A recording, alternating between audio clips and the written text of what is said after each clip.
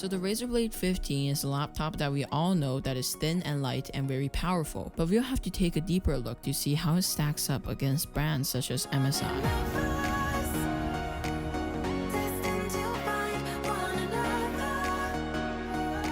So the model that I ordered, which you can get for around 4,200 Canadian dollars, includes an RTX 2080 Super with Max Q design, and 8GB of GDDR6 VRAM, a 10th gen Intel i7 10870H processor with 8 cores and 16 threads and boosting up to 5.1 GHz. It's also packed with 16 gigs of DDR4 RAM, clocking each at 2933 MHz. The storage of this laptop out of the box is a 1TB NVMe SSD. There is also no issues with the connectivity of this laptop since it's got Wi-Fi 6 and Bluetooth 5, which will last you for long. The screen of this laptop is fairly good with a blazing 300Hz refresh rate that you can go up to at 1080p. If you like the OLED 4K version, you can choose OLED 4K, but you'll be locked at 60Hz.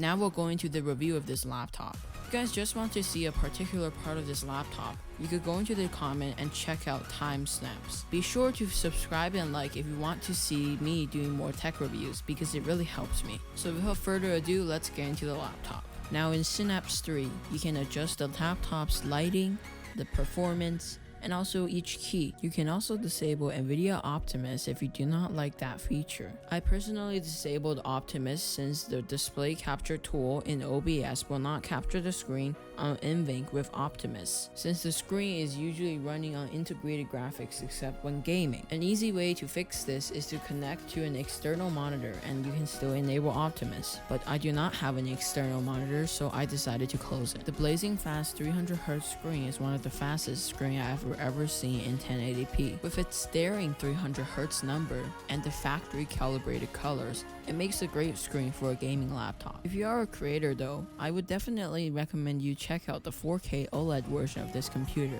as it has a better screen for creators who needs to color grade and also edit their footage in high res. If this is your first time buying a gaming laptop and you don't know how a 300Hz or even a 144Hz screen looks like, here's a sample recording that I recorded with added motion blur to simulate how 300Hz might look to you with the eye.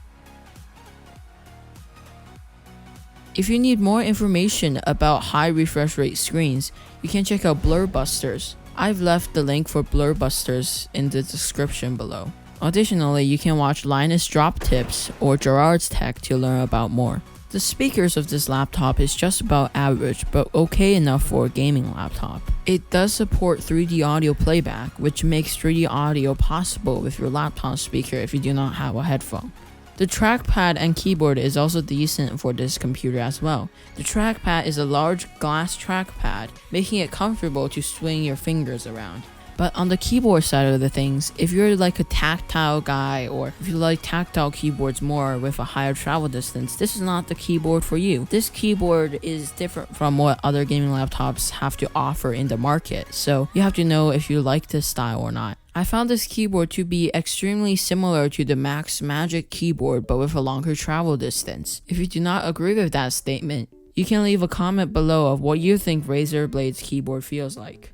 So now on to the main part. The specification of this computer is just the same as all the other 10th gen laptops that NVIDIA and Intel has to offer. But the Razer Blade Advanced model's weight per chamber design is different from all the heat pipe designs seen on common laptops, making it a good pair with the i7 10875H processor on thermals and performance. Though it would have been nice to see a Ryzen 9 or a Ryzen 7 in this laptop instead. On Minecraft RTX, this machine performs fairly well, with the machine running constantly at above 60 FPS and 1080p with DLSS 2.0. Minecraft RTX is definitely playable on this laptop, although when doing that, the fans to cool the component inside is quite audible. I found the thermals on my model to be quite similar to last year's, so no need to worry about thermals on this laptop. I've then tested Geometry Dash, which was clearly taking advantage of the 300Hz screen because it was running at 300Hz constantly. The Time Spy benchmark on 3D Mark on this laptop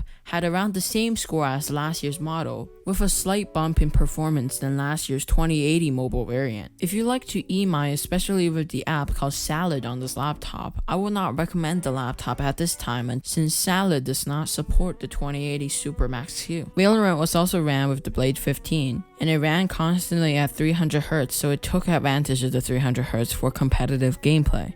In the end of the day, the Razer Blade 15 is a great laptop for creators and gamers. There are certainly some improvements which Razer can improve on, but for this year, it's still a solid blade. So that's my first impressions and a general review of the Razer Blade 15. So what do you guys think about it? Are you going to buy it, or are you going to buy a different one such as the MSI GS66? Whatever the choice, you should always enjoy your gaming laptop. And with that guys, I'll see you next time.